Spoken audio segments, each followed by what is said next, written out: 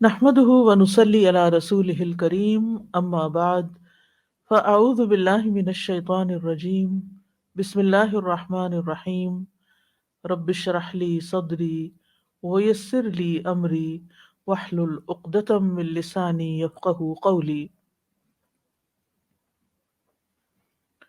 کتاب الحیل میں سے آج ہم حدیث نمبر وعلیکم السلام کتاب الحیل میں سے آج ہم حدیث نمبر 950 پڑھیں گے۔ حدثنا عبد الله بن محمد حدثنا هشام بن يوسف اخبرنا معمر عن الزهري عن ابي سلمة عن جابر بن عبد الله قال، جابر بن عبداللہ رضی اللہ عنہ سے روایت ہے، وہ کہتے ہیں انما جعل النبی صلی اللہ علیہ وسلم الشفعۃ فی کل ما لم یقسم، نبی صلی اللہ علیہ وسلم نے شفع کا حق ہر اس چیز میں دیا ہے جو تقسیم نہ کی گئی ہو، یعنی جو ڈیوائیڈ نہ کی گئی ہو۔ فَإِذَا وَقَعَتِ الْحُدُودُ، پھر جب حد بندی ہو جائے کہ یہ اس کا ایریا ہے یہ اس کا ہے، ڈیوائیڈ ہو جائے پراپرٹی یا مال۔ وَصُرِّفَتِ الطُّرُقُ، اور راستے الگ الگ کر دیے جائیں، مثلا پہلے ایک کمبائنڈ حویلی تھی، پھر باپ فوت ہو گیا، 3 بھائی تھے تو تینوں نے اپنے اپنے پورشن الگ کر لیے، اور ہر ایک نے اپنا رستہ بھی الگ گیٹ بنا لیا، اپنا رستہ الگ کر لیا، تو یہ ہے صرفت طرق، یعنی رستے بھی الگ ہو گئے اور دیواریں بھی کھڑی ہو گئیں، ہر ایک کا پورشن الگ ہو گیا۔ فلا شفا تھا، اب شفا نہیں ہے۔ شفا اس وقت تھا جب تینوں چیزیں کمبائنڈ تھی، یعنی میں مثال دے رہی ہوں، تینوں گھر ایک ہی جگہ پر تھے، یہ تینوں پورشن ایک ہی جگہ پر تھے، اور ابھی ایک شخص کی ملکیت میں تھے۔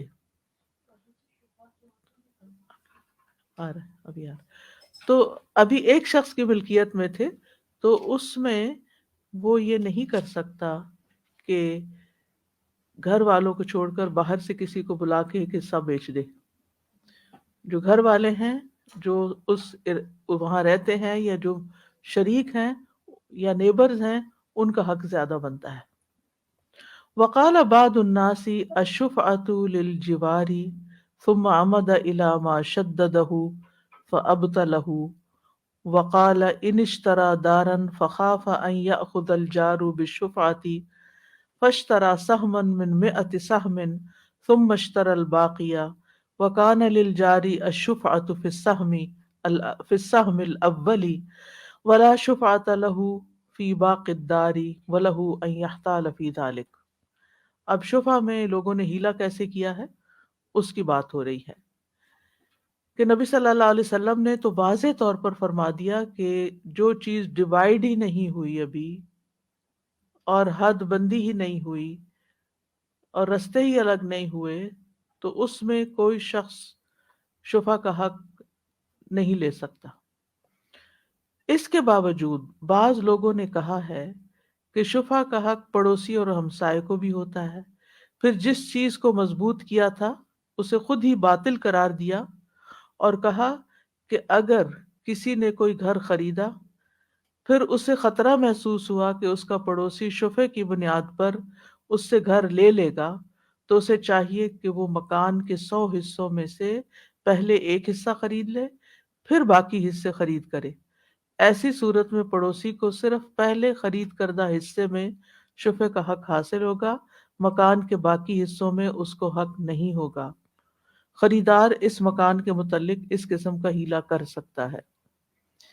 ابھی میں شفع کی تعریف اور اس سب پر آتی ہوں، لیکن اس سے پہلے میں اس حدیث میں جو عبداللہ بن محمد ہیں ان کا تعارف کرانا چاہوں گی۔ عبداللہ بن محمد بن عبداللہ بن جعفر بن یمان، بخاری مسندی، ان کی کنیت ابو جعفر ہے، یہ مسندی کے لقب سے مشہور ہوئے۔ حاکم نیشا پوری کہتے ہیں کہ ان کو مسندی اس لیے کہا جاتا ہے کیونکہ صحابہ کرام کے نام کے ساتھ سب سے پہلے مسند کو جمع کرنے والے یہی ہیں۔ یعنی مسند یہ ہوتی ہے کہ مثلاً ایک صحابی ہیں اور انہوں نے جتنی بھی حدیثیں روایت کی ہیں وہ سب ایک جگہ اکٹھی کر دی جائیں. ٹھیک ہے.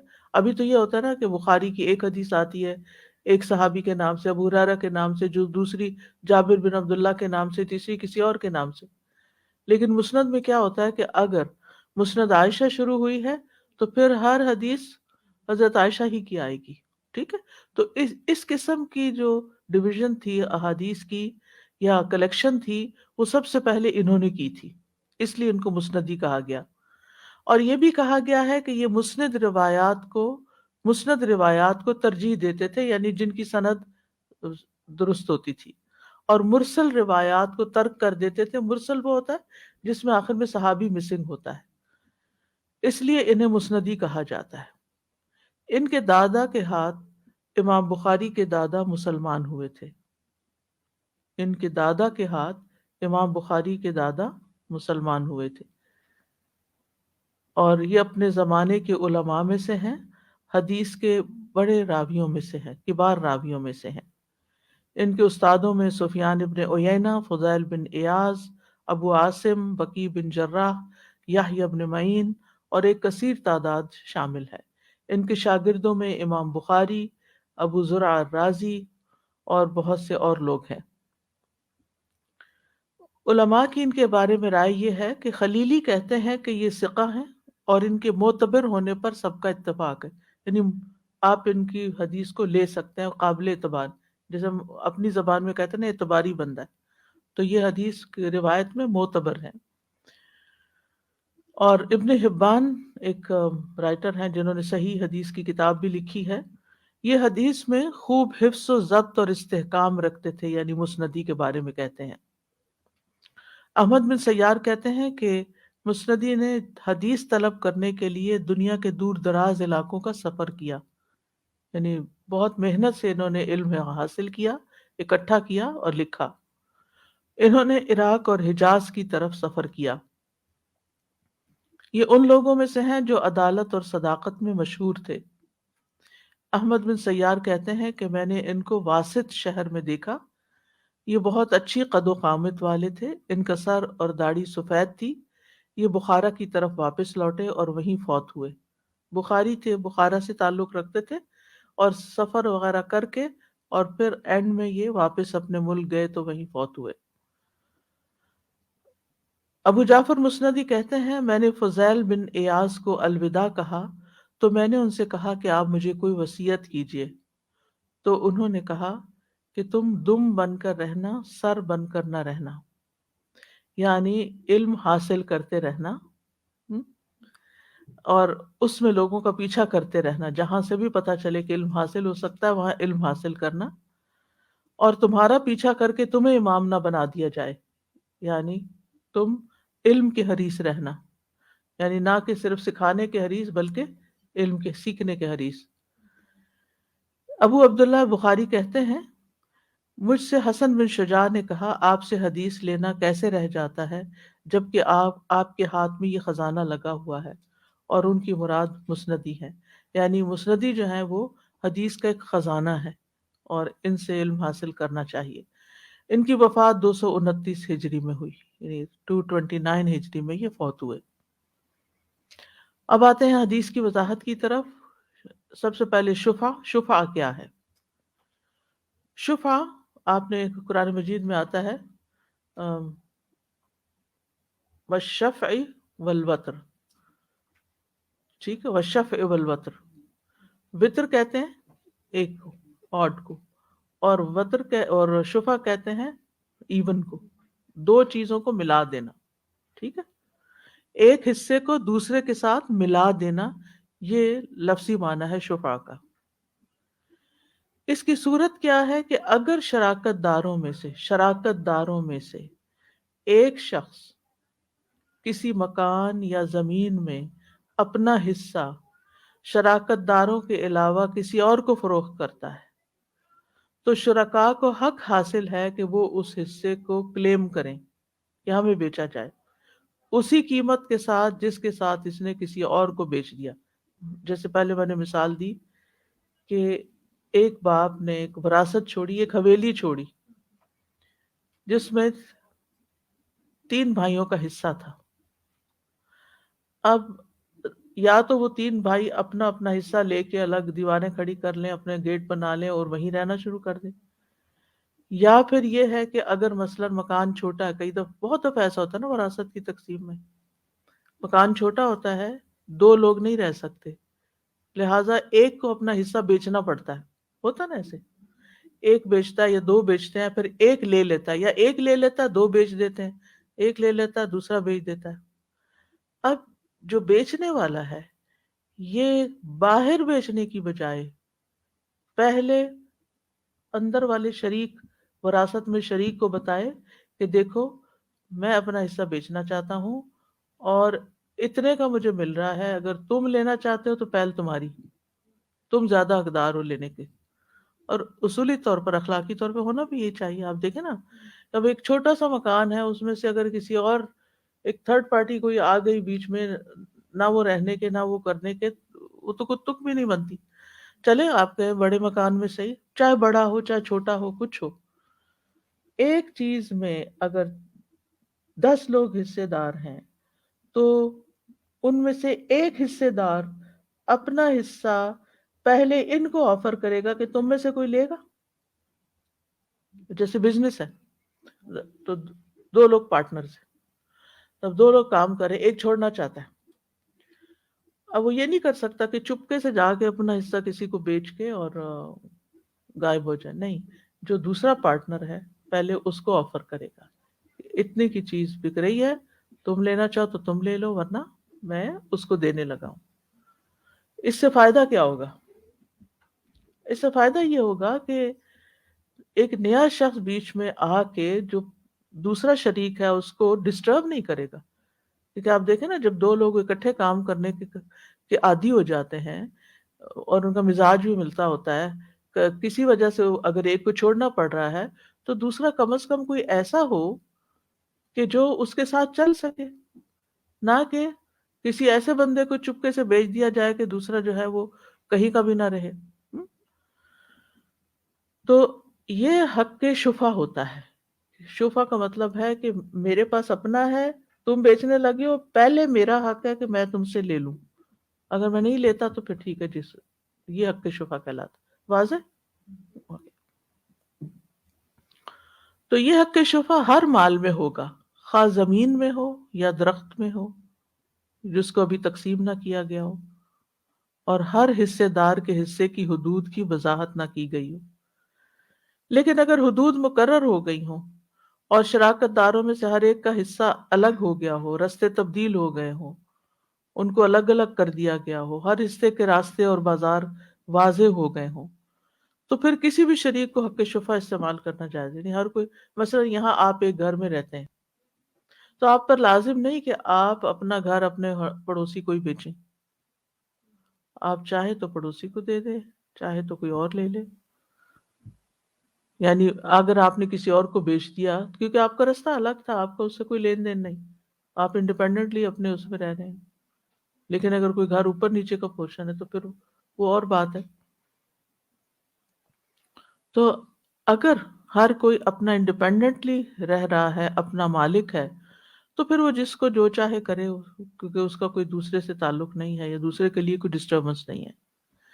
اب شفا میں لوگ بعض اوقات ہیلا کرتے ہیں کیونکہ وہ دینا نہیں چاہتے اس کو جو شریک ہے، کہیں اور بیچنا چاہتے ہیں. ٹھیک ہے، تو اس کے لیے امام بخاری نے 4 صورتیں ذکر کی ہیں.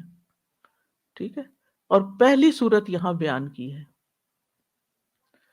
وہ کہتے ہیں کہ انہوں نے یعنی وہ جو دوسری پارٹی ہے جس کا بعض الناس، بعض لوگ کہتے ہیں کہ انہوں نے پہلے پڑوس کا حق شفا ثابت کیا کہ پڑوسی کا حق شفا بنتا ہے، پھر خود ہی اس حق کو برباد کرنے کا ہیلا بتایا کہ کس طرح بچا جا سکتا ہے. وہ کیسے؟ کہ خریدار بیچنے والے سے اس کے گھر کے 100 حصوں میں سے صرف ایک مشترک حصہ خرید لے جس کو وہ بیچ رہا ہے، وہ جس کی بنا پر وہ خریدے ہوئے گھر میں بیچنے والے کا شریک ہو جائے گا. اب یہ شریک بن گیا، اب کیا ہے، اس کا حق بن گیا کہ وہ باقی بھی لے جائے. تو اس طرح وہ محروم رہ گیا.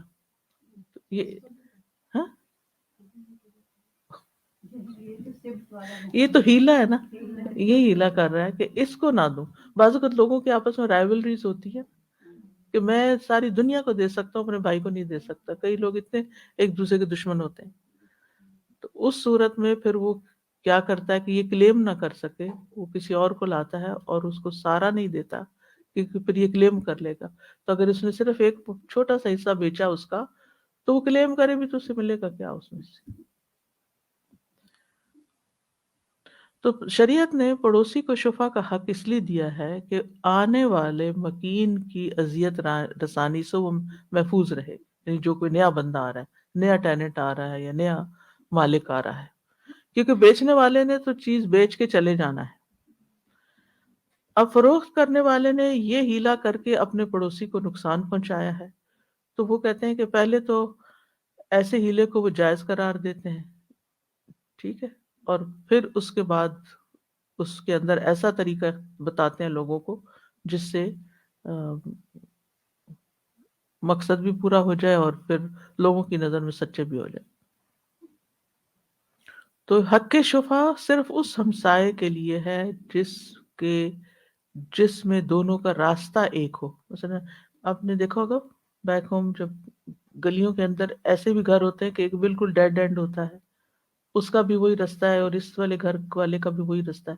اب دونوں ادھر سے چھوٹی، پہلے بڑی اسٹریٹ سے آتے ہیں نا، تو چھوٹی چھوٹی اسٹریٹس ہوتی ہیں، پھر ان اسٹریٹس وہ اصل میں پہلے بڑی بڑی ایک ہی حویلیاں ہوتی ہیں، پھر لوگ مل کے تو رستے بنا لیتے.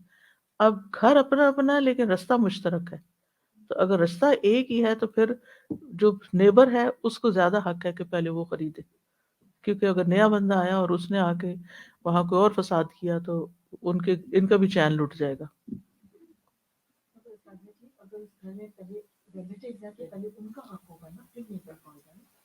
جی اگر وہ تو یعنی نیبر بھی ایک طرح سے وہ یعنی اب یہ ایک اور کیس ہے. یہ اس طرح کہ پہلے تو ہم کہہ رہے تھے نا جن میں اکٹھا حق ہے، اب یہ ہے کہ حق کسی کا نہیں ہے، ٹھیک ہے. یعنی میں بھی رہتی ہوں، آپ بھی رہتے ہیں، آپ میرے نیبر ہیں، میں اپنا مکان اب بیچنا چاہتی ہوں یہاں سے، ٹھیک ہے، لیکن میرا اور آپ کا راستہ ایک ہے. تو مجھے پہلے آپ سے پوچھنا چاہیے کہ آپ تو نہیں انٹرسٹڈ، تاکہ آپ میرا بھی لے کے اس سارے کو اپنا ایکسٹینڈ کر لیں، گھر بڑا کر لیں. اور اگر میں یہ نہیں بتاتی ہوں، چپکے سے بیچ کے خود غائب ہو جاتی ہوں، اور ایسا بندہ آتا ہے کہ جن کی شہرت ہی خراب ہے، وہ کتنی زیادہ اذیت کا باعث بن جائے گا آپ کے لیے. تو اس لیے اس سے روکا گیا، ٹھیک ہے. لیکن کچھ لوگ ہمسایوں کے ساتھ ضد لگا کے ان کو تکلیف دینے کے لیے اس قسم کی حرکتیں کرتے ہیں. آپ کو کچھ یاد آ رہا ہے؟ کسی مسجد کا ایریا تھا، مسجد اور مدرسے کا ایریا تھا. اچھا، اس کے ساتھ انہوں نے نا ہجڑوں نے لے لی تھی زمین، انہوں نے بیچ دی تھی اپنی جان بوجھ کے، ہجڑوں کو بیچ دی مسجد کے ساتھ، اب ہجڑوں کو بیچ دی. اب وہ آج تک وہ اتنی لڑائی چل رہی ہے کہ کوئی حد نہ ہو، کتنے لوگ بیچ میں ڈالیں کہ وہ زمین لے سکیں ہم واپس. تو وہ مکان بھی بنا ہوا سب کچھ ہے، لیکن اللہ معاف کر دے. حالانکہ ان کا آپ حق دیکھیں بنتا تھا کہ مسجد والوں کو پہلے پوچھتے کہ بھئی آپ کو مسجد ایکسٹینڈ تو نہیں کرنی، پارکنگ کے لیے لے لیتے، وہ کسی چیز کے لیے بھی لے لیتے. نیبر کا بہت حق ہوتا ہے، رشتہ دار کا بھی حق ہے، نیبر کا بھی حق ہے. قرآن نے ان حقوق کو بتایا ہے. انہی حقوق میں سے ایک حق شفا بھی ہے کہ نیبر کی اگر اس طرح کیا تو پھر نیبر جا کے کلیم کر سکتا ہے کہ یہ میرے ساتھ زیادتی ہوئی ہے، وہ عدالت جا سکتا ہے کہ میرے ساتھ یہ زیادتی ہوئی ہے، تو پھر وہ جو بھی آگے فیصلہ ہو.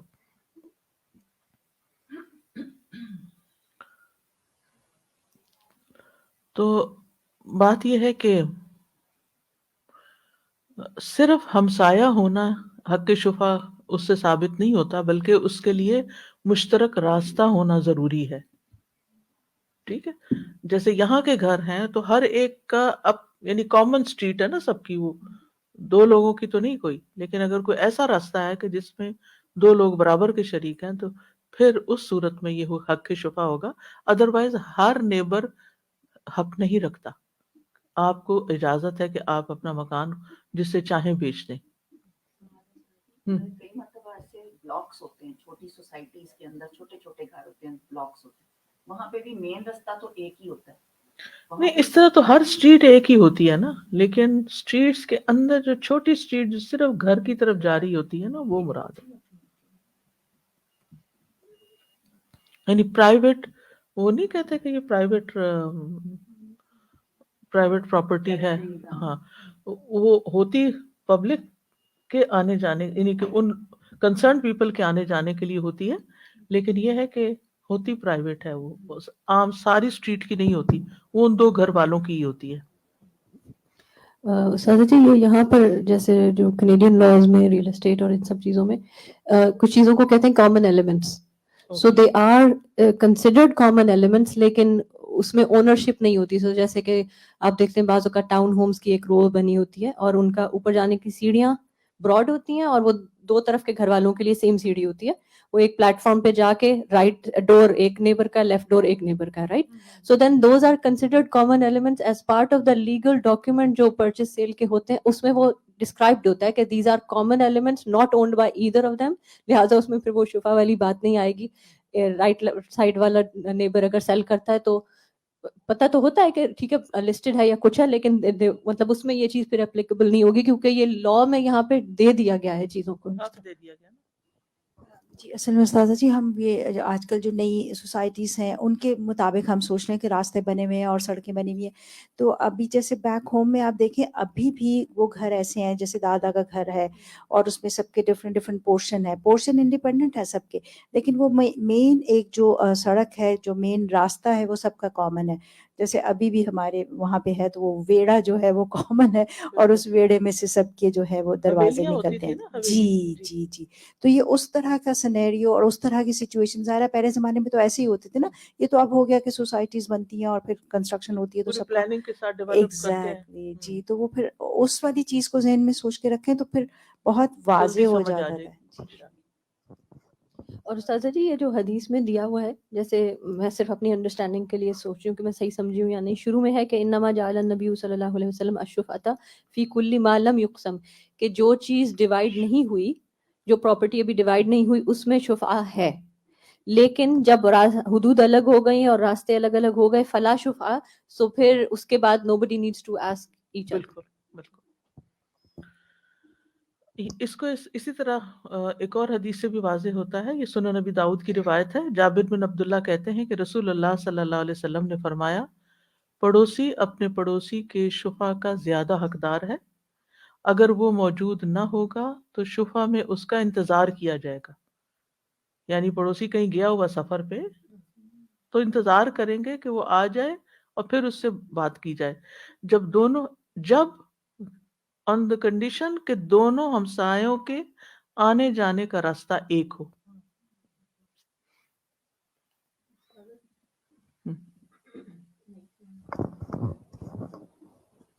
ایک اور بھی سینیریو ذہن میں آ رہا تھا کہ ڈبل سٹوری گھر جو ہوتے ہیں نا پاکستان میں، اوپر کوئی اور رہتا ہوتا ہے، نیچے کوئی اور رہتا ہوتا ہے، تو اس میں بھی یہ ہوتا ہے کہ جب جو گراج ہے جس میں دونوں سے جا رہے ہیں مین گیٹ سے، تو اب ہمارے ایک پڑوسی تھے تو انہوں نے ان دونوں کا الگ الگ بالکل مکان تھا، دو الگ لوگ تھے، مگر نیچے والے کو وہ پوچھنا پڑتا تھا کہ میں ان کو کرائے پہ دوں اس قسم کے لوگوں کو، تو وہ کہتے تھے کہ نہیں اس کو نہیں دو. جیسے سلمنگ سینٹر ان کو جوائن کرنا، ان کو شروع کرنا تھا اپنے گھر میں کیونکہ گھر خالی ہو گیا تھا. لیکن جب ان کو بہت اچھا فائدہ ہو رہا تھا اس سے، مگر اوپر والوں نے مانا نہیں کہ یہاں تو روز لوگ آنا جانا شروع کر دیں گے اور بہت زیادہ اس کی دوسری وجہ ہے، ٹریفک ہو جائے گی. وہ تو ایک یعنی انکنوینئنس، اور پھر سیفٹی کا بھی تھوڑا پرابلم ہو جاتا ہے نا ہر اور دوسرا یہ ہے کہ جو ریزیڈینشیل ایریاز ہیں ان کے اندر پھر یعنی بزنس نہ کیے جائیں. جی. اور ایک چیز میں سوچ رہی تھی کہ گھر، آپ نے کہا کہ زمین اور درخت اور گھر، درخت بھی ساری چیزیں تو آ جیسے جاتی. درخت لگا ہوا ہے بہت بڑا سا پرانا اپنے دادا کے زمانے کا، لیکن اب جو لوگ اوپر رہنے آئے ہیں یا ڈبل سٹوری وہ کاٹ دیں اگر بغیر پوچھے، ہاں وہ بھی نہیں کاٹ سکتے. تو وہ بھی پوچھیں گے ان سے کہ ہم یہ درخت کاٹیں یا نہ کاٹیں. حدثنا علی بن عبداللہ. نیکسٹ حدیث ہے حدثنا سفیان عن ابراہیم ابن میسرۃ سمعت عمرو بن الشرید قال جاء المسور بن مخرمۃ فوضع يده على منكبي. عمرو بن شرید سے روایت ہے کہ مسور بن مخرمہ رضی اللہ عنہ آئے اور انہوں نے میرے کندھے پر ہاتھ رکھا. فانطلقت معه الى سعد، پھر میں ان کے ساتھ سعد بن مالک کے پاس گیا.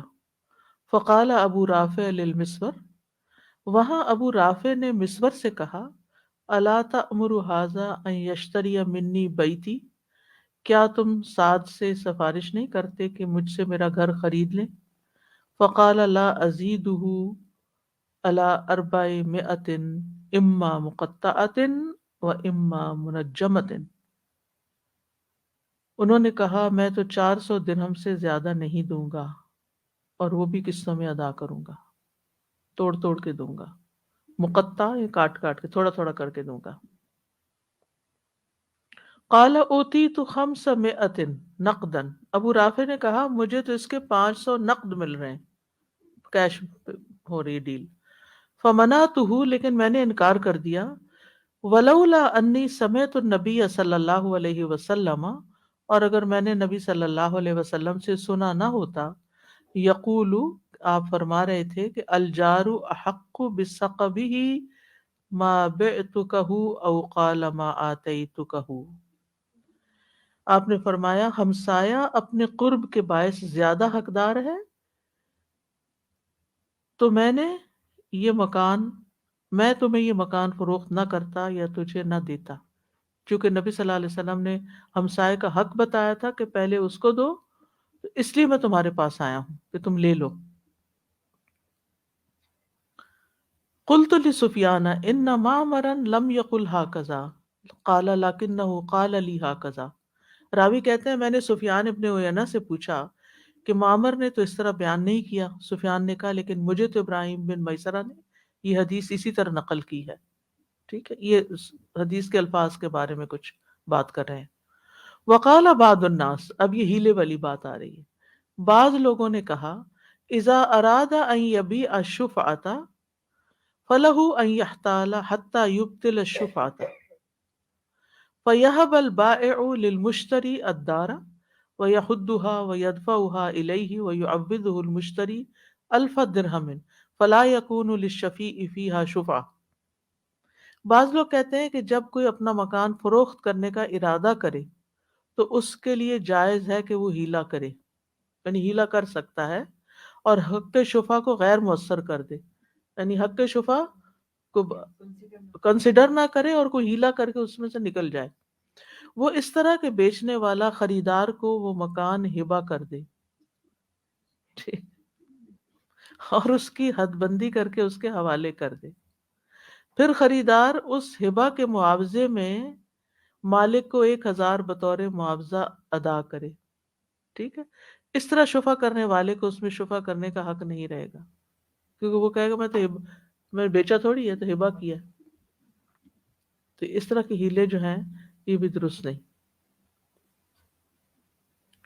یعنی حق شفع کو باطل کرنے کے لیے ہیلا کرنے والوں کی ایک اور صورت. اصل میں یہ اس دور کے حساب سے جو چیزیں امام بخاری نے دیکھی وہ بیان کر دی. آج کے دور میں اس کے کئی اور طریقے ہو سکتے ہیں ہیلا کرنے کے.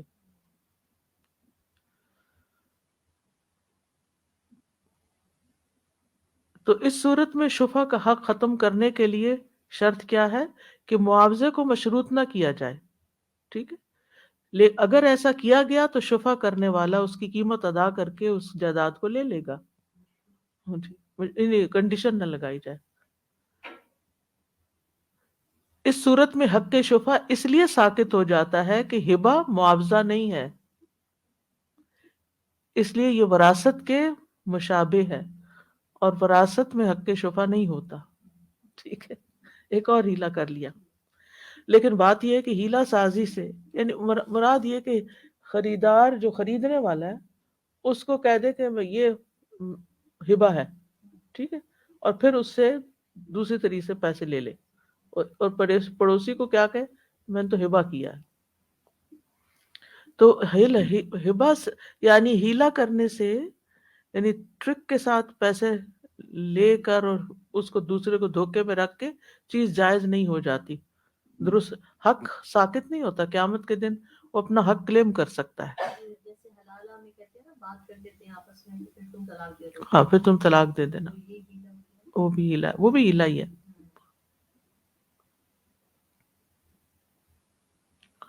تو ہیلا ساز کیا کہتے ہیں کہ شفع خرید و فروخت میں ہوتا ہے، ہبہ کے مال میں شفع کی گنجائش نہیں.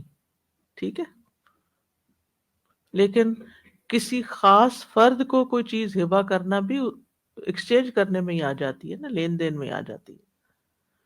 بہرحال اصل بات یہ ہے کہ یہ شفع کا سارا باب جو ہے یہ پڑوسی کے حق کے بارے میں ہے. جو لوگ آپ کے ساتھ رہتے ہیں، آپ کے کولیگز ہیں، آپ جن کے ساتھ اٹھتے بیٹھتے ہیں، ان کے بھی حق ہیں. جیسے قرآن مجید میں آتا ہے نا والجار ذی القربى والجار الجنبی والصاحب بالجنب وابن السبیل، کہ تم احسان کرو کس کے ساتھ؟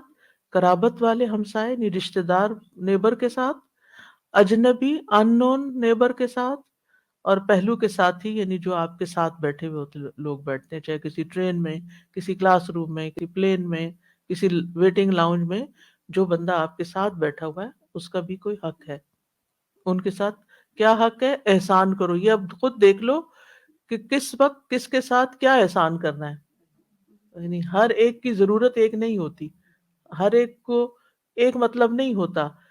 اس لیے جو بھی آپ کے ساتھ، جن لوگوں کے ساتھ آپ رہتے ہیں، چاہے وہ رشتہ دار ہیں، چاہے وہ اجنبی ہیں یعنی رشتہ دار نہیں ہیں، اور چاہے وہ تھوڑی دیر کے لیے آپ کے ساتھ بیٹھتے ہیں، دن کے ایک part of the day colleagues ہیں آپ کے، ان سب کے ساتھ اچھا سلوک کرو. یہ سورۃ النساء کی آیت 36 میں آتا ہے.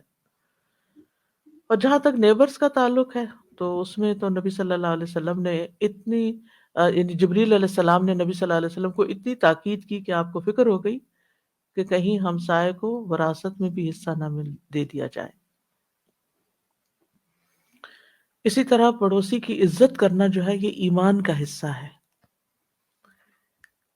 ابو شریح ادوی کہتے ہیں میرے کانوں نے سنا، میری آنکھوں نے دیکھا جب نبی صلی اللہ علیہ وسلم گفتگو فرما رہے تھے کہ جو شخص اللہ اور آخرت کے دن پر ایمان رکھتا ہو اسے چاہیے کہ وہ اپنے پڑوسی کا اکرام کرے، یعنی اس کی عزت کرے، اس کو رسپیکٹ دے، اس کے ساتھ لڑائی جھگڑا فساد. لیکن افسوس یہ کہ بہت سے مسلمان ملکوں میں جو گلی کوچوں میں ہو رہا ہوتا ہے، اٹس ویری ڈسٹربنگ. زیادہ تر لڑائیاں یا رشتہ داروں سے ہوتی ہیں، اس کے بعد پھر ہمسایوں سے ہوتی ہیں. پڑوسی سے حسن سلوک جو ہے یہ ایمان کی علامت ہے. رسول اللہ صلی اللہ علیہ وسلم نے فرمایا اپنے پڑوسی سے اچھا سلوک کرو تم مومن ہو جاؤ گے، یعنی تم ایمان کی کیٹیگری میں شامل ہو جاؤ گے. جو رشتہ دار پڑوسی ہو یا قریبی پڑوسی ہو اس کا حق زیادہ ہے جس کا دروازہ آپ کے قریب ہو. اور اللہ کے ہاں بہترین پڑوسی وہ ہیں جو اپنے پڑوسی کے حق میں اچھے ہیں. رسول اللہ صلی اللہ علیہ وسلم نے یہ بھی فرمایا کہ حسن اخلاق اور اچھی ہمسائیگی شہروں کو آباد کرتی ہے اور عمر میں اضافے کا سبب بنتی ہے. یعنی جو اچھے نیبر، یعنی انسان کا اچھا نیبر ہونا اور پھر اچھا اخلاق رکھنا یہ عمر میں اضافے کا باعث ہے. یعنی لوگوں کی دعائیں ملتی ہیں آپ کو. اور پڑوسی کے لیے وہی پسند کرنا چاہیے جو اپنے لیے انسان پسند کرتا ہو. نبی صلی اللہ علیہ وسلم نے فرمایا تم میں سے کوئی شخص مومن نہیں ہو سکتا یہاں تک کہ جو وہ اپنے لیے پسند کرتا ہو وہ اپنے بھائی کے لیے یا اپنے پڑوسی کے لیے پسند کرے. غیر مسلم پڑوسی کا بھی خیال رکھنا چاہیے. عبداللہ ابن عمر سے مروی ہے انہوں نے ایک بکری ذبح کی، پھر پوچھا کیا تم نے میرے یہودی ہمسائے کی طرف بھی کچھ بھیجا ہے؟ میں نے رسول اللہ صلی اللہ علیہ وسلم سے سنا، آپ فرماتے تھے جبریل امین مجھے ہمسائے کے متعلق وصیت کرتے رہے حتیٰ کہ مجھے خیال ہوا کہ وہ مجھے وارث بنا دیں گے. تو یہ صرف مسلم پڑوسی کے لیے نہیں ہے بلکہ ہر طرح کے پڑوسی کے لیے ہے. اسی طرح کھانے پینے میں پڑوسی کا خیال رکھنا چاہیے. رسول اللہ صلی اللہ علیہ وسلم نے فرمایا اے ابو ذر جب تم سالن پکاؤ تو اس کا شوربہ زیادہ کر لو اور اپنے پڑوسی کی خبر گیری کرو. پھر اسی طرح آپ نے عورتوں سے خطاب کیا کیونکہ زیادہ تر تو ان کا واسطہ عورتوں کا ہی پڑتا رہتا ہے نیبرز کے ساتھ.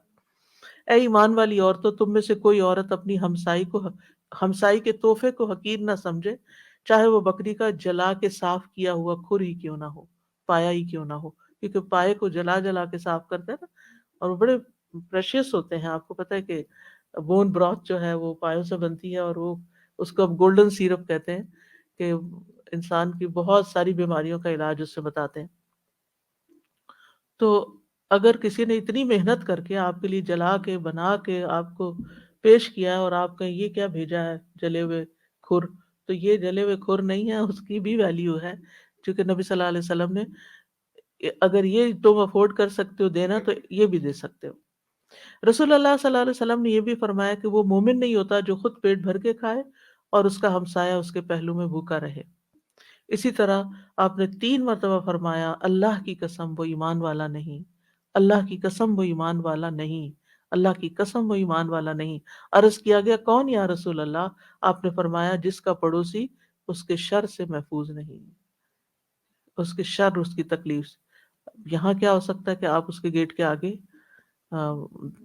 گاڑی پارک کر کے آ جائیں، یا اپنی سنو شاول کر کے اس کے گارڈن میں پھینک دیں، یا اور اسی طرح کے کام جو بھی جو دوسرے کو تکلیف دینے والے ہوتے ہیں، کچرا پھینک دیتے ہیں اور اس طرح. بالکل. یہاں پہ بھی ایکسٹرا گاربیج آئی ہے، جیسے ہم آپ کے گیٹ کے آگے رکھ دیتے ہیں. تو یہ تکلیف دینے والی بات ہے. امریکہ میں couple of I think دکھا رہے تھے اسی طرح ایک نیبر نے کسی کے آگے ایکسٹرا بیگ آف گاربیج رکھا، and that man got so upset he got rifle لے کے آیا، اوف اللہ. ان لوگوں کو مار دیا، اپنے آپ کو، اور یہ بندہ بچانے آیا اس کو بھی مار دیا. 3 لوگ 4 لوگ، اتنا وہ غصے میں آیا. نتیجہ کیا نکلا؟ ایک بات مجھے یاد آ رہی تھی، اچھی یاد نہیں ہے اس سے میری، مگر مطلب اچھی یادیں نہیں جڑی ہوئی، مگر جیسے آپ نے کہا نا کہ اپنی شوربہ زیادہ بنا لیا کرو اور ساتھ والے کو.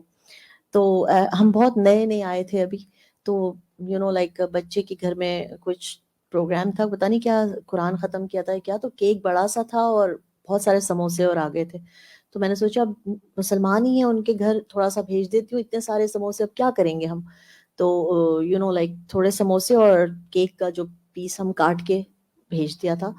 تو انہوں نے 2 دن کے بعد I don't know why she felt bad اور سم تھنگ کہ یہ تم نے بچا ہوا بھیج دیا، ایسا کہا نہیں انہوں نے، مگر انہوں نے ایک ٹرے میں جو بچے ہوئے چاول نہیں ہوتے اینڈ کے بالکل وائٹ والے، وائٹ رائس کا آخری کا جو ہوتا ہے وہ بس صرف پلیٹ میں مجھے بھیج دیا نیکسٹ 2 days کے بعد.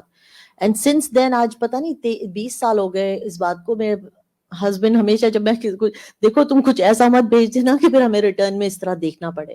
And I feel like no, I send it in a very good intention, مگر اب انہوں نے مجھے ایسا like response ہر مجھے. طرح کے لوگ ہوتے ہیں تو انسان کو پھر مزاج سمجھ آ جاتی ہے وقت کے ساتھ ساتھ. رسول اللہ صلی اللہ ثوبان کہا کرتے تھے جو کوئی اپنے ہمسائے پہ ظلم کرتا ہے حتیٰ کہ ہمسایہ گھر چھوڑ کے چلا جائے تو ایسا شخص ہلاک ہو جاتا ہے. یعنی اگر آپ کی وجہ سے کوئی شخص اپنا گھر چھوڑ گیا ہے اور نیبرہڈ اس نے چینج کر لی ہے تو it's not good for you. حدثنا محمد بن یوسف حدثنا سفیان عن ابراہیم ابن میسرہ عن عمرو بن الشرید عن ابی رافع ان سعدا ساومہ بیتا ب400 مثقال. سعد بن مالک رضی اللہ عنہ نے ان کے مکان کی 400 مثقال قیمت لگائی، یعنی اپنے ایک مکان کی 400 مثقال قیمت لگائی. فقال لولا انی سمعت رسول اللہ صلی اللہ علیہ وسلم، انہوں نے کہا کہ اگر میں نے رسول اللہ صلی اللہ علیہ وسلم سے یہ نہ سنا ہوتا، یقول الجار احق بثقبہ لما آتیتک، کہ ہمسایہ اپنی ہمسائیگی کی وجہ سے زیادہ حقدار ہے تو میں تمہیں یہ مکان نہ دیتا. یہ پچھلی حدیثی کی طرح ہے. وقال بعض الناس ان اشترى نصیب دار فاراد ان يبطل الشفعة وهب لابنه الصغير ولا يكون عليه يمين. اس کے باوجود بعض لوگ کہتے ہیں اگر کسی نے مکان کا کچھ حصہ خریدا اور وہ چاہتا ہے کہ حق شفع کو باطل کر دے تو اسے چاہیے کہ وہ اپنے نابالغ بیٹے کو ہبہ کر دے. اس صورت میں نابالغ پر قسم نہیں ہوگی. یعنی